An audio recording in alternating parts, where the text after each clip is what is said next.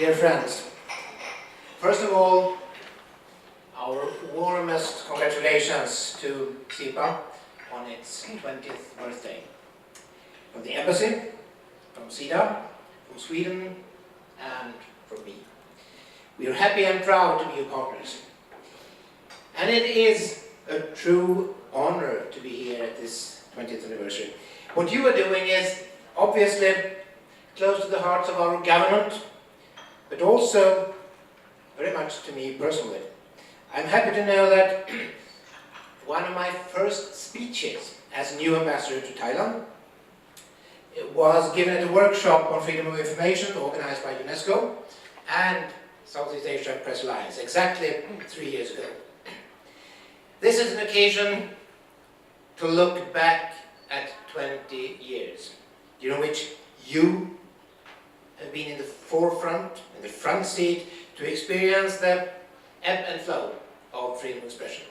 In these challenging times, the work of SEAPA to protect and promote freedom of speech, transparency, pluralism, and responsible media culture is more important than ever before. In a region where there are few viable networks, SEAPA's longevity and achievements need to be applauded. Sweden got involved with SEAPA 2004. In the first 3 years of engagement, we and other donors, Open Society, National Endowment for Democracy, Free Voice, Stiftung, UNESCO, provided support through International Freedom of Exchange, IFEX, with the objective of strengthening a secretariat for SEAPA.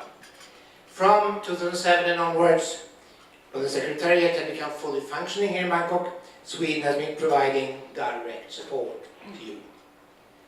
And we do it first and foremost because we share values. Our partnership is based on the shared universal value that freedom of expression is a human right and central to democracy in a pluralist society. We know all that. Sheep people must have the right to express themselves and the right to access to information, the right to disseminate information and opinions.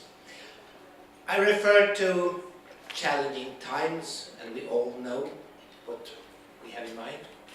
I wish I didn't have to say that. I wish I didn't have to use that expression when talking about freedom of expression and more broadly civil and political rights, but I must.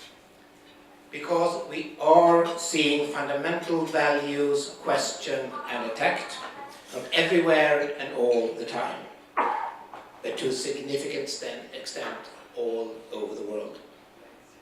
The space is shrinking.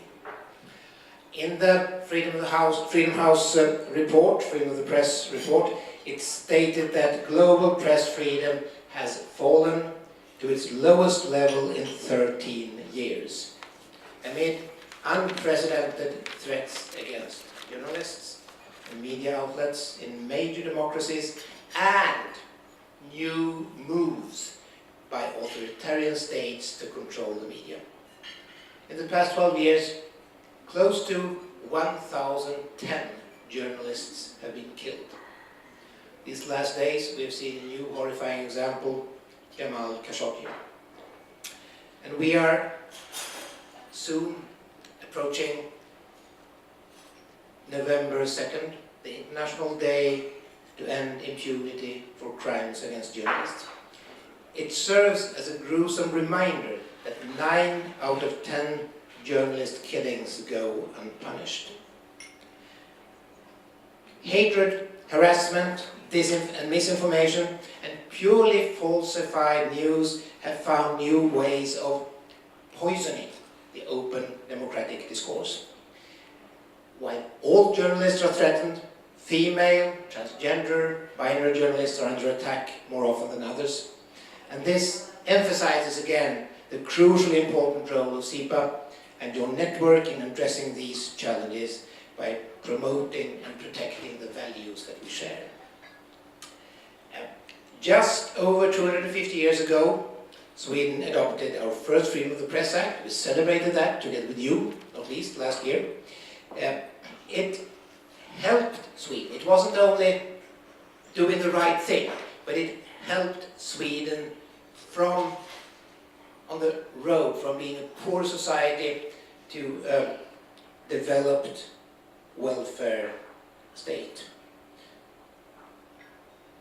That was made with a combination of openness and civil society actors that jointly formed the basis for creating the free society that I represent. And a key explanation behind this is, of course, that all these independent forces were able to scrutinize power, to expose mismanagement, to hold power accountable, to expose corrupt behavior. It's no coincidence that open societies are scoring well in rankings of innovation, anti-corruption, and overall human development. Now we are facing new challenges as well. Environmental challenges, we've seen economic growth, not least in this region, but at the same time we have seen that economic growth also taking place with consequences on environment, consequences in our oceans. There are more plastic in the oceans 2050 than fish if we don't do anything. We have seen climate change. The recent report from the panel tells a horrifying story. We need to do something, and we need to act fast. These are challenges which certainly needs to be faced by all of us, including media. At the same time, there are some opportunities that I had.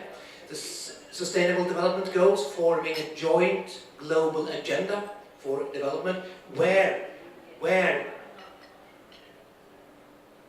freedom of expression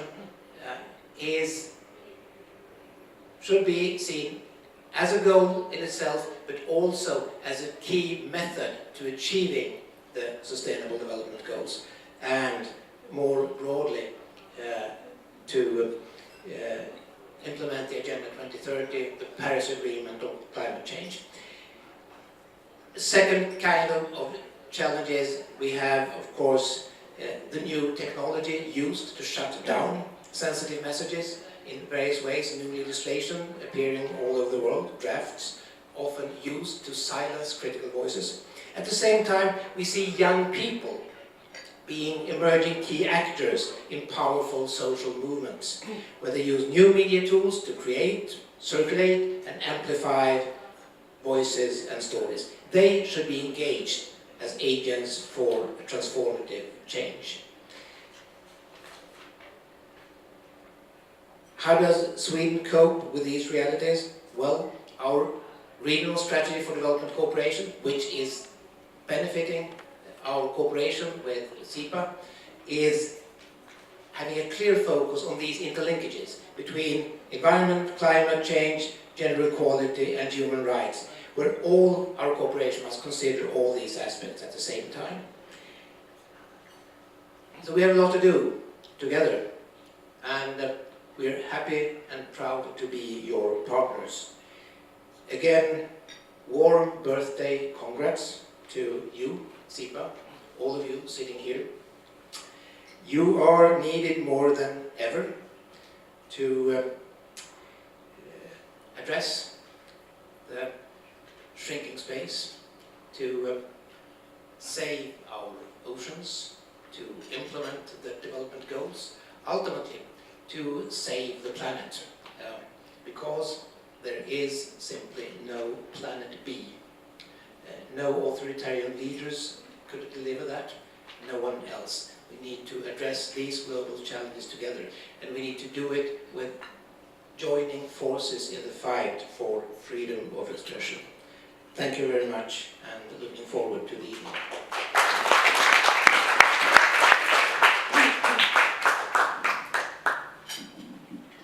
Thank you, Mr. Ambassador. Our next speaker